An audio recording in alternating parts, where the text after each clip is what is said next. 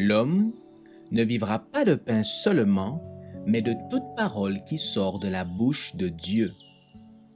Voici votre moment de méditation quotidienne.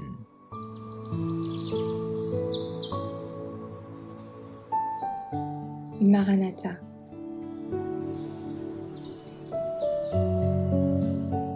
Le 23 septembre, Dieu veille sur son peuple.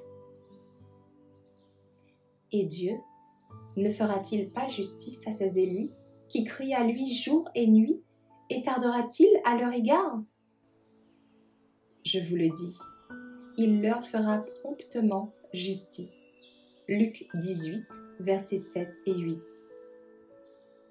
Dans le temps de détresse, si le chrétien, déjà torturé par l'angoisse, voyait se dresser devant lui des péchés non confessés, il succomberait, sa foi sombrerait, et il n'aurait plus assez de confiance pour supplier Dieu et le délivrer. Mais en dépit du vif sentiment de son indignité, il n'aura pas de péché caché à confesser. Ses fautes auront déjà passé en jugement, et elles auront été effacées. Il ne s'en souviendra plus. Les soi-disant chrétiens qui devront affronter cet effrayant conflit sans s'y être préparés confesseront alors leurs péchés avec des accents de désespoir dont se moqueront les méchants. L'histoire de Jacob nous assure que Dieu ne rejette pas ceux qui ont été séduits, tentés et entraînés dans le péché, mais qui reviennent à lui par une conversion véritable. Tandis que Satan s'efforce de consommer leur ruine, Dieu leur envoie ses anges pour les consoler et les protéger à l'heure du danger. Les assauts du diable sont puissants et déterminés, et ses tentations redoutables, mais les yeux du Seigneur sont sur les siens, et ses oreilles sont attentives à leurs cris.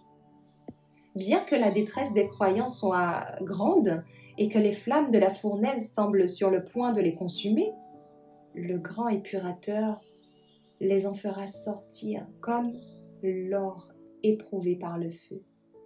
L'amour de Dieu pour ses enfants, au jour de leur plus rude épreuve, sera aussi puissant et aussi tendre que leurs jours les plus ensoleillés.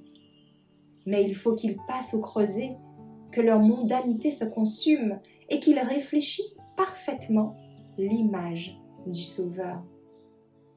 Le temps de détresse et d'angoisse qui est devant nous exige une foi capable de supporter la fatigue, les délais et la faim, une foi qui ne faiblira pas sous l'épreuve. Une période de grâce nous est accordée pour nous y préparer. Quiconque se saisira comme lui, Jacob, des promesses de Dieu, quiconque aura sa faveur et sa persévérance, remportera le même succès.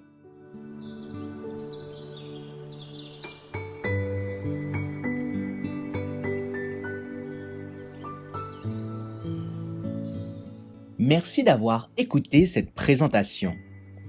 Assurez-vous de nous rejoindre demain pour votre moment de méditation quotidienne avec lereste.org.